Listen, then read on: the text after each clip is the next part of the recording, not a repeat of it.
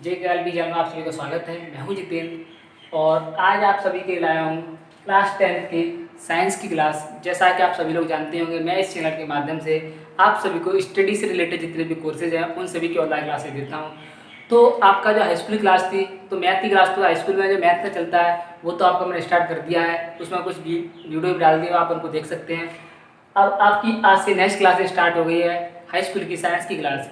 ये science class आपको continuously जितने भी साइंस के चैप्टर हैं और साइंस रिलेटेड जितने भी एग्जाम में क्वेश्चन आ सकते हैं वो सारे क्वेश्चन से रिलेटेड वीडियो और आपके पास आती रहेंगे इस चैनल के माध्यम से। तो जैसा कि आप सभी लोग जानते होंगे कि हाई स्कूल में आपका जो साइंस वाला पोर्शन है, ये आपका जो साइंस है ये 3 पार्टों से ली गई है। पहला पार्ट इसमें है फिजिक्स का, और दूसरा पार्ट है इसमें केमिस्ट्री का, और तीसरा पार्ट है इसमें बायोलॉजी का। इन तीनों पोर्शनों में से थोड़ा थोड़ा पार्ट करके आपकी हाई स्कूल में एक बुक तैयार की है। तो उस बुक में आपका कितना आता है वो सारा चैनल, इसी चैनल के माध्यम से आप सभी को 1 बाय 1 वीडियो प्रोवाइड कराऊंगा, तो आप आसानी से देख सकते हैं। तो सबसे पहले मैं आपका जो फिजिक्स वाला पार्ट है वो वाला पार्ट कराऊंगा, क्योंकि यह एग्जाम की दृष्टि से बहुत ही इंपॉर्टेंट है। इसमें कुछ न्यूमेरिकल्स भी हैं जो स्टूडेंट्स के आसानी समझ में नहीं आते, तो वो भी कराऊंगा मैं। तो सबसे पहले हम फिजिक्स को स्टार्ट करते हैं, फिर उसके बाद केमिस्ट्री चलाएंगे, उसके बाद फिर बायोलॉजी चलाएंगे, ठीक है। तो आपका जो फिजिक्स में एनसीईआरटी जो किताब है उसमें ये वाला चैप्टर फिजिक्स आपकी 10th चैप्टर से स्टार्ट हुई है। जो आपका 10वां चैप्टर है वहाँ से स्टार्ट हुई है। तो ये वाला चैप्टर आपका कई पार्टों में डिवाइड कर दिया है, तो आपका ये पहला पार्ट है। इसके बाद आपको नेक्स्ट पार्ट मिल जाएगा, ठीक है। तो आपका जो पहला पार्ट है फिजिक्स का वो है प्रकाश, प्रकाश का परावर्तन तथा अपवर्तन, ठीक है। तो सबसे पहले हम प्रकाश किसे कहते हैं। आपने जब कभी देखा होगा कि आपको जो दिन में देखते हैं तो आपको सारी वस्तुएं दिखाई देने लगती हैं, और कभी रात के टाइम में वस्तु दिखाई नहीं देती है। तो क्यों दिखाई देती है? ये आपका कारण है क्यों प्रकाश का, कि जब प्रकाश की किरणें, जैसे आपका कोई वस्तु में प्रकाश है, जब प्रकाश किसी वस्तु पर पड़ता है तो वस्तु चमकने लगती है। इस समय क्या करता है, वस्तु दिखाई देने लगती है। तो सबसे पहले प्रकाश कौन कौन सी वस्तु उत्पन्न करती है वो देखते हैं। प्रकाश आपकी कौन कौन सी वस्तु उत्पन्न करती है। जैसे मान लीजिए आपका ये सूर्य है, ये आपका प्रकाश उत्पन्न करता है, ठीक है। दूसरा आपका ये बल्ब है घर में, जो आपने बल्ब देखा होगा, ये भी आपका प्रकाश उत्पन्न करता है। और नंबर 3 पर आता है आपके तारे होते हैं जो नाइट में टिमटिमाते हुए दिखाई देते हैं, ये भी आपके क्या करते हैं, प्रकाश उत्पन्न करते हैं। और आपकी जो मोमबत्ती होती है, मोमबत्ती जलती हुई, वो भी आपका क्या करती है, प्रकाश उत्पन्न करती है। इसी तरीके से आपका जो दीपक है ये भी आपका क्या करता है, प्रकाश उत्पन्न करते हैं। अब प्रकाश कौन कौन से पदार्थ उत्पन्न करते हैं तो मैंने आपको बता दिया कि सूर्य, बल्ब, तारे, मोमबत्ती, दीपक, और भी कई सारे एग्जाम्पल हैं। ये सारे क्या करते हैं, आपके प्रकाश को उत्पन्न करते हैं। अब प्रकाश किसे कहते हैं ये डिपेंड करता है। अब सबसे पहले पढ़ते हैं प्रकाश किसे कहते हैं, ठीक है। तो प्रकाश क्या है आपकी, प्रकाश एक प्रकार की क्या है, ऊर्जा है। आप अपने साथ एक नोट और पेंसिल लेकर के बैठे, नोटबुक और पेंसिल से आप आसानी से जो इंपोर्टेंट टॉपिक्स हैं उनको आप घर बैठे नोट्स बना सकते हैं। तो प्रकाश किसे कहते हैं, प्रकाश आपकी क्या है, एक प्रकार की ऊर्जा है।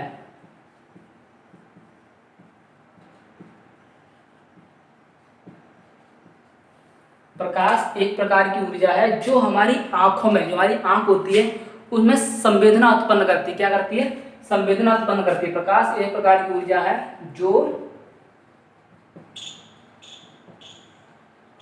आंखों में संवेदना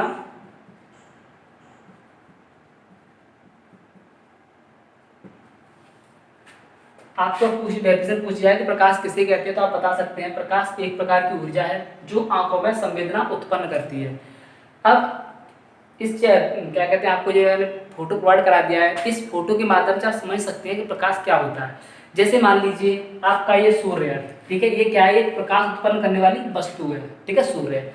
ये सूर्य की जगह पे आप कोई भी प्रकाश उत्पन्न करने वाली वस्तु ले सकते हैं, जैसे आपकी मोमबत्ती हो गई, या आपका जलता हुआ दीपक हो गया, या तारे हो गए, या फिर बल्ब देख सकते हैं, ठीक है।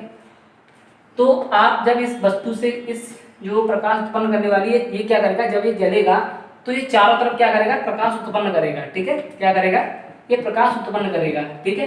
तो इससे प्रकाश की जो किरण होती हैं ये सीधे माध्यम में चलती हैं।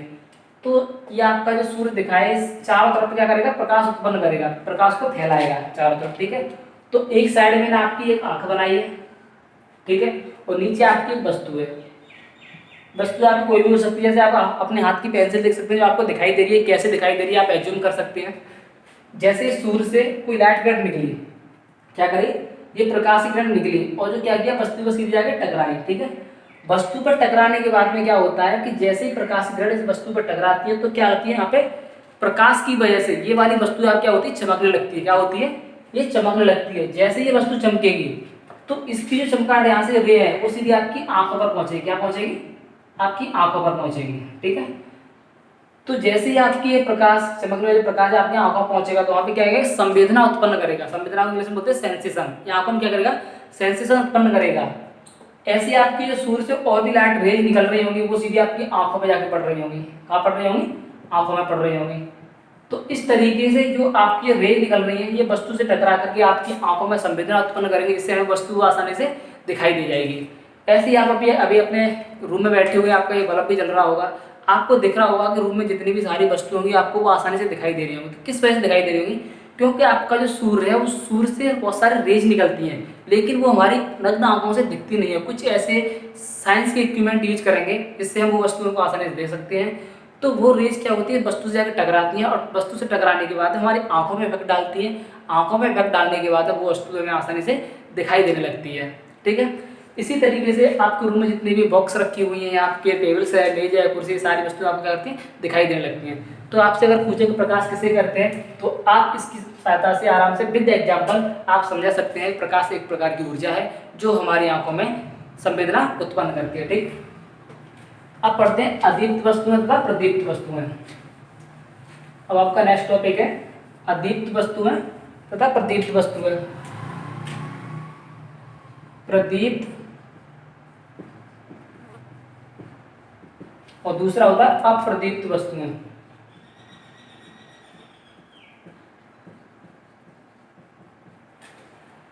प्रदीप्त वस्तुएं कौन कौन सी होती हैं, प्रदीप्त वस्तुएं वे वस्तुएं होती हैं जो प्रकाश उत्पन्न करती हैं। क्या करती हैं, ये वस्तुएं क्या करती है, प्रकाश उत्पन्न करती हैं।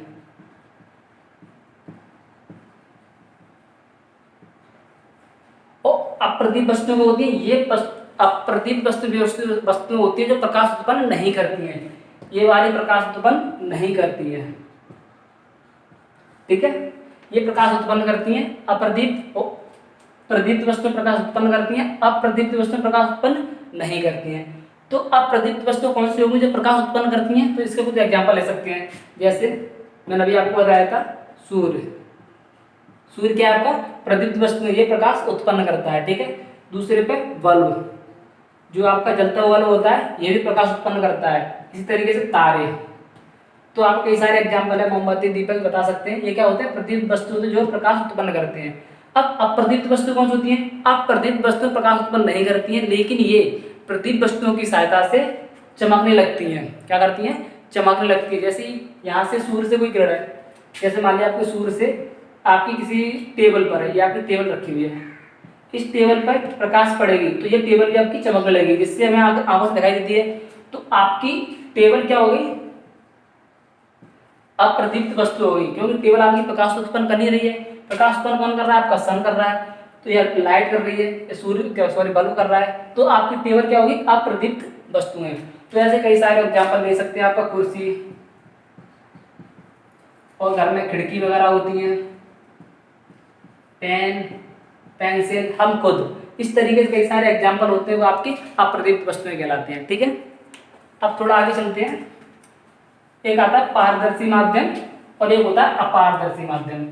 माध्यम से मतलब समझते हैं, जैसे आपकी ये लाइट है, ठीक है, यहाँ से सूर्य से कुछ किरणें निकल रही हैं। आप क्या कर रही हैं, किरणें निकल रही हैं। किरणें निकलने के बाद में हमारी आंखों पे पड़ रही है, किसी वस्तु पे टकरा रही है। तो इसके बीच का जो एरिया होता है जहाँ से प्रकाश हमारा गुजरता है, इसको बोलते हैं माध्यम। क्या बोलते हैं, माध्यम। यहाँ से सूर्य से, आपका सूर्य होगा सन, इसको हम बोल सकते हैं हमारा एक सोर्स है।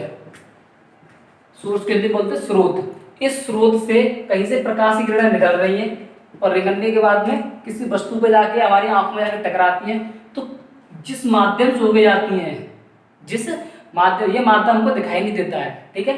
तो जिस माध्यम से होके जाती हैं उसको बोलते हैं हम वो हमारे माध्यम दो तरीके होते हैं, एक होता है पारदर्शी माध्यम, एक होता है अपारदर्शी माध्यम।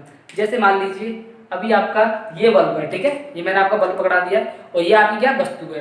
तो इस बल्ब से कोई प्रकाश आपके निकल के इस वस्तु तक पहुंच रहा है। तो इस बीच में जो वाला ये माध्यम है, ये आपका कौन सा माध्यम है? ये माध्यम दो तरीके के माध्यम होते हैं। पहला होता है एक पारदर्शी माध्यम और एक होता है अपारदर्शी माध्यम, ठीक है।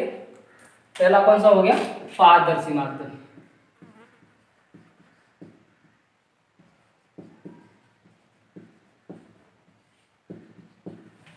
पारदर्शी माध्यम वह माध्यम होता है, क्या होता है? पारदर्शी माध्यम वह माध्यम होता है जिसमें से होकर के प्रकाश आसानी से गुजर जाता है। क्या होता है? जिसमें से होकर के, जैसे मान लीजिए आपका ये सूर्य है, या आपकी कोई वस्तु है और बीच में आपका एक माध्यम है। तो माध्यम मैंने ले लिया वायु, क्या ले लिया? माध्यम वायु ले लिया, ठीक है। तो इस वायु से होकर के प्रकाश आपका आसानी से गुजर जाता है, क्या होता है? निकल जाता है, जिससे आपकी वस्तु चमकने लगती है, ठीक है। क्या होती है? चमकने लगती है।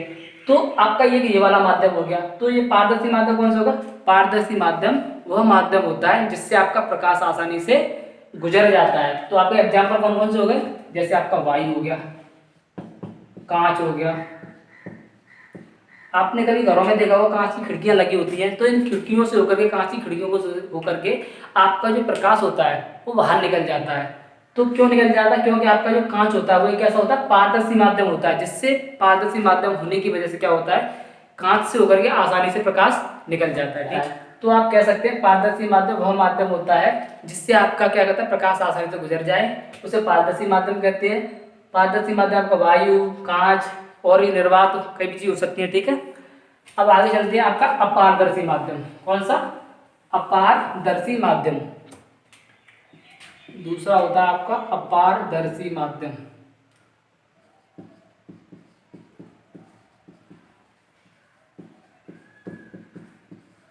अब अपारदर्शी माध्यम कौन सा होता है? अपारदर्शी माध्यम वह माध्यम होता है जिससे आपका प्रकाश ना गुजरे। जैसे जैसे आपका ये बल्ब है, क्या है? आपका ये बल्ब है, ठीक है। अगर आपके बल्ब के सामने अगर कोई दीवार आ जाए, इस तरीके से क्या आ जाए? दीवार आ जाए, ठीक है। ये आपका बल्ब है, बल्ब के सामने आपकी दीवार आ गई। तो जब दीवार आएगी तो यहाँ पे आपका प्रकाश नहीं पहुंचेगा, यानी कि आर पार नहीं होगा, टकरा करके यही रुक जाएगा। आर पार नहीं पहुंच रहा है, तो ये वाला माध्यम कौन सा होगा? आपकी दीवार कौन सा माध्यम होगी? अपारदर्शी माध्यम।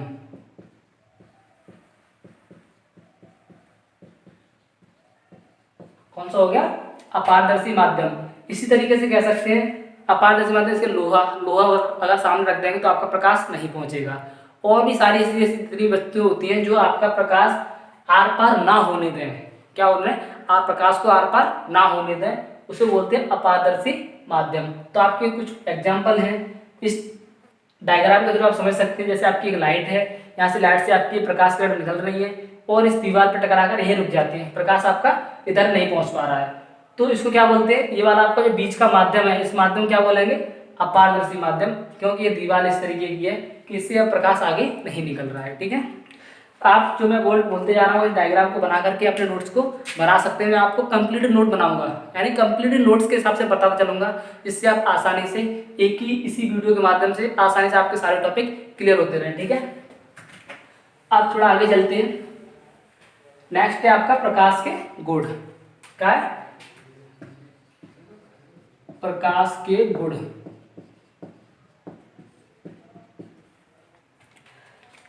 अब आपके प्रकाश के गुण, कई प्रकार के प्रकाश के गुण हैं। प्रकाश के कारण हम वस्तुओं को देख पाते हैं। जैसे आपका प्रकाश का पहला गुण क्या है?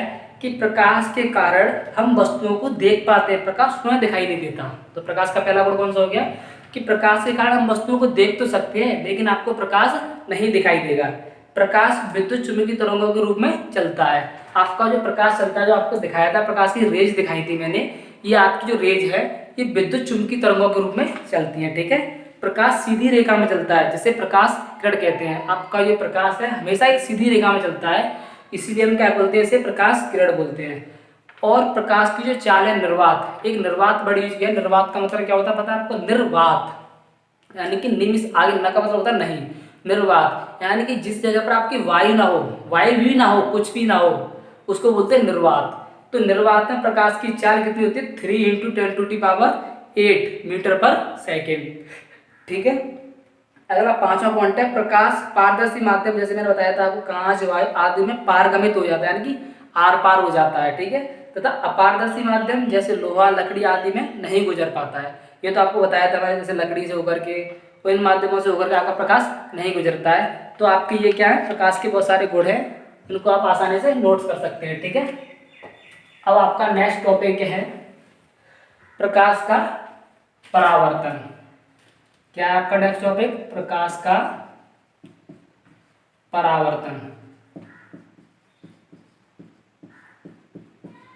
इंग्लिश में बोलते हैं लाइट ऑफ रिफ्लेक्शन या रिफ्लेक्शन ऑफ लाइट, ठीक है। अब प्रकाश का परावर्तन किसे कहते हैं? तो देखिए, जैसे आपका एक मिरर है, जो भी नीचे में डायग्राम बनाई हुई है, ये मिरर है, ठीक है। ये एक साइड से मैंने यहाँ पे लाइन खींची है छोटी छोटी, ये इस साइड से क्या है आपका पॉलिश है, क्या हो रहा है, इस साइड से पॉलिश हो रहा है, ठीक है। जैसे आप घर में देख सकते हैं, एक शीशा भी आपने देखे होंगे, एक साइड से पॉलिश होते हैं पीछे की साइड से, तो इसी तरीके से आपका ये भी एक साइड से पॉलिश है। इसको हम बोलते हैं पॉलिश किया हुआ दर्पण बोल सकते हैं, या इसको परावर्तन तल बोल सकते हैं, ठीक है। ये आपका होगा परावर्तन तल हो गया। अब इसी तल पर जब कोई एक सोर्स है, यानी आपका मान लिया मैंने सोर्स मान लिया सूर्य, ठीक है, इस सूर्य से कोई प्रकाश किरण आ रही है, तो इस प्रकाश किरण का मैंने नाम दिया है ए ओ, ठीक है। आपके एक सूर्य से प्रकाश किरण ए ओ आ रही है, ठीक है। तो जब एक प्रकाश किरण किसी पॉलिश किए हुए दर्पण पे आके टकराती है, तो टकराने के बाद में यह उसी माध्यम में क्या होती है, उसी माध्यम में वापस लौट जाती है, ठीक है। तो ओ बी, इसी माध्यम में ओ बी वापस लौट गई, और बीच में आपका ये अविलंब होता है, इसको बोलते हैं आप ओ एन बोला है, ठीक है। अब आपसे पूछा जाए कि प्रकाश का परावर्तन किसे कहते हैं, तो आप ले सकते हैं कि जब कोई, यानी कि एक पॉलिश किए हुए दर्पण पे, इस पे एक पॉलिश किए हुए दर्पण पर एक प्रकाश किरण ओ ए डाली जाती है, तो इस दर्पण पर पड़ने के बाद में यह उसी माध्यम में वापस लौट जाती है। इस क्रिया को बोलते हैं प्रकाश का परावर्तन, ठीक है। तो जो किरण इस पर पड़ती है ए ओ, इस ए ओ का नाम है परावर्तित किरण, सॉरी आपतित, यानी जो किरण आ रही है इसको बोलते हैं आपतित किरण, ठीक है। और इसी में यह अविलंब से आई कोण बनाती हुई आ रही है, ठीक है। अविलंब से कौन सा कोण बना रही है? आई, तो इसको बोलते हैं आपतन कोण, ठीक है। आई को बोलते हैं आपतन कोण। इसी तरीके से जब यह परावर्तित होने के बाद में ओबी, यानी कि ओबी की तरफ निकल जाती है, तो इसको बोलते हैं, तो जो किरण निकल रही है इसको बोलते हैं आप परावर्तित हो गई तो जा रही है, तो इसको बोलेंगे परावर्तित किरण, ठीक है। यह अविलंब से आर कोण से होकर निकलती है, कौन से कोण से? आर कोण से होकर, तो इस आर कोण क्या बोलेंगे? परावर्तन कोण। जब किरण परावर्तित होगी तो इसके साथ कोण कौन सा होगा? परावर्तन कोण होगा। जब किरण आपतित होगी तो इसके साथ कोण कौन सा होगा? आपतन कोण होगा, ठीक है। अब इस तरीके से ये तो आपकी डेफिनेशन हो गई कि जब कोई प्रकाश किरण किसी पॉलिश किए हुए मिरर पर डाली जाती है, तो डालने के बाद में वह उसी माध्यम में परावर्तित हो जाती है। इस घटना को प्रकाश का परावर्तन कहते हैं, ठीक है। अब ये सब लिखने के बाद में आप इसको डायग्राम बना सकते हैं। डायग्राम बनाने के बाद में आपका 1 नंबर का पोर्शन कंप्लीट हो जाएगा। आपसे पूछा जाएगा प्रकाश का परावर्तन किसे कहते हैं, तो आप इस डायग्राम और इस थ्योरी मैंने बताई है उसकी हेल्प से आप बता सकते हैं, ठीक है।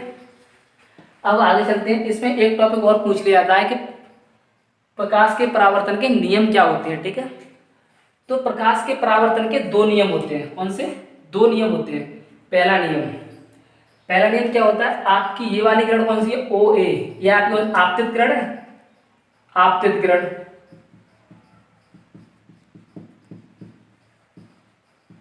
और ये वाली ओ बी, ये आपकी कौन सी? परावर्तित किरण।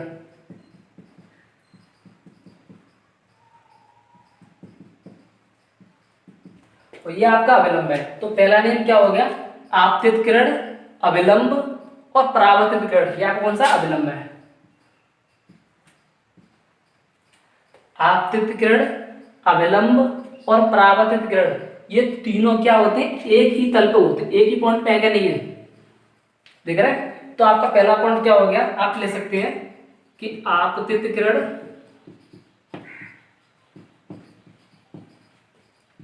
अविलंब तथा परावर्तित किरण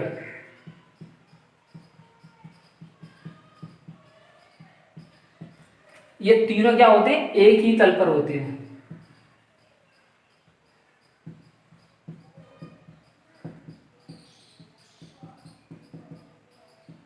ठीक है। अब दूसरा पॉइंट क्या होता है, इसका दूसरा पॉइंट होता है, ये आपका आई कौन सा होता है, आपतन कोण होता है, और आर कौन सा होता है, आपका परावर्तन कोण होता है। ये दोनों कोण आपके कैसे होते हैं, बराबर होते हैं।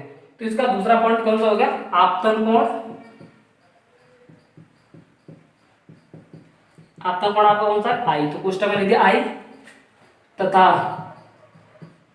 ये वाला आर कौन सा, परावर्तन कोण।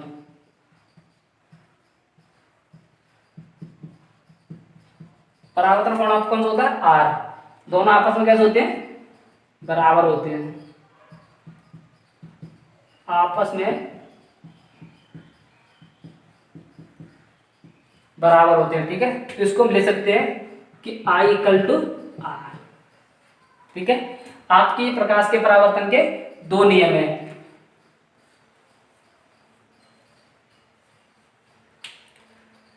आपको ये वाला कॉन्सेप्ट समझ में आ गया होगा।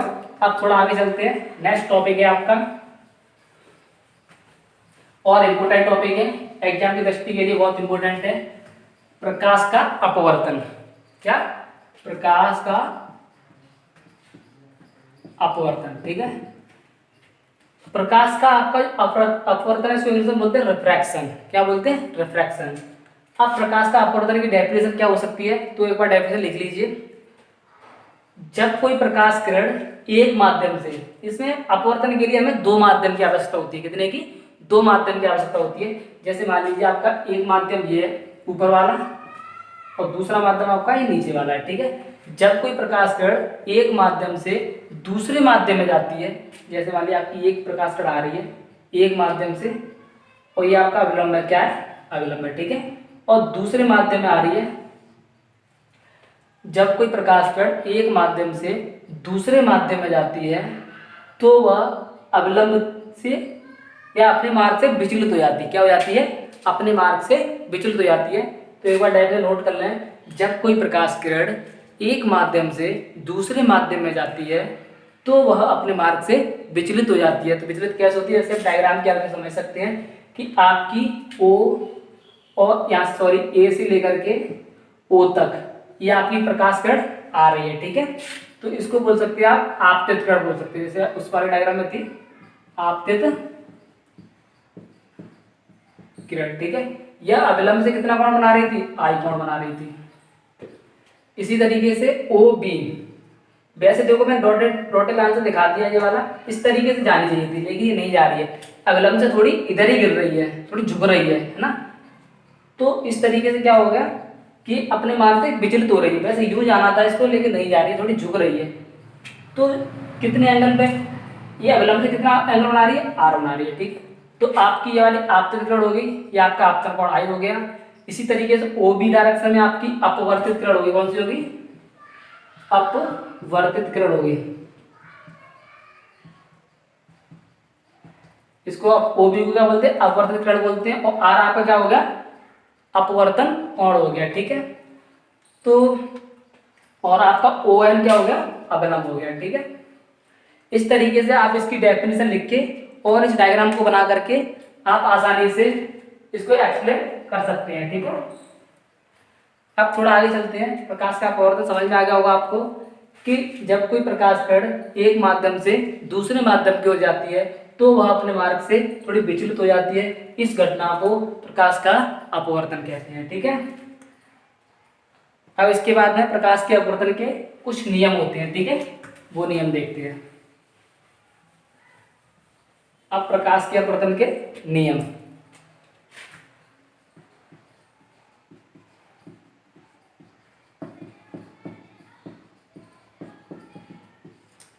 ऐसे इसी तरीके से आपके प्रकाश के अपवर्तन के भी दो नियम होते हैं। क्या होते हैं, दो नियम होते हैं।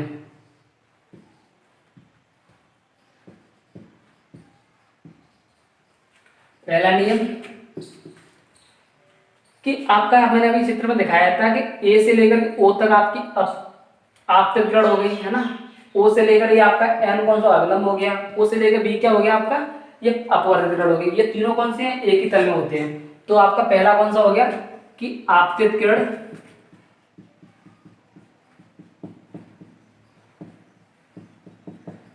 आपतित किरण अभिलंब तथा अपवर्तित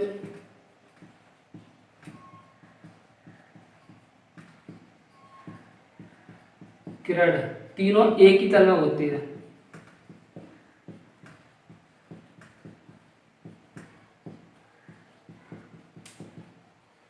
क्या होते हैं, एक ही तल में होते हैं, ठीक है। इसी तरीके से आपका दूसरा पॉइंट क्या होता है इसमें, दूसरा पॉइंट आपका मोस्ट इंपोर्टेंट है। क्या है, मोस्ट इंपोर्टेंट है। इसको हम बोलते हैं स्नेल का नियम भी बोलते हैं, स्नेल का नियम।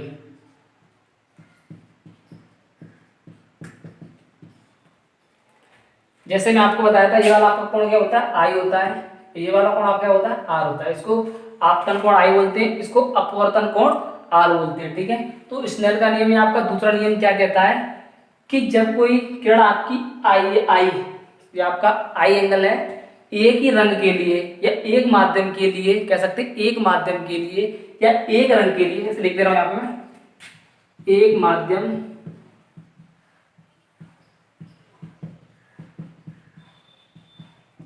के लिए तथा एक ही रंग के लिए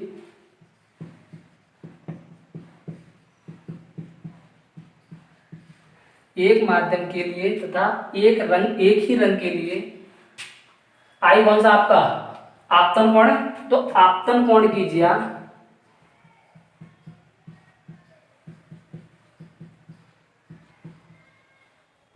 क्या बोलते हैं आपका साइन से बोलते हैं, ठीक है। तो एक ही रंग के लिए आपतन कोण की ज्या क्या होगी आपकी साइन आई, ठीक है। और अपवर्तन या आपका आर कौन सा अपवर्तन कोण की ज्या तथा अपवर्तन कोण की ज्या, अपवर्तन कोण की ज्या मतलब क्या होगा साइन आर, ठीक है। साइन आई हो गया, अपवर्तन कोण की ज्या क्या हो गया साइन हो गया। दोनों आपस में क्या होते हैं अनुक्रमानुपाती होते हैं। कैसे होते हैं, आपस में अनुक्रमानुपाती होते हैं।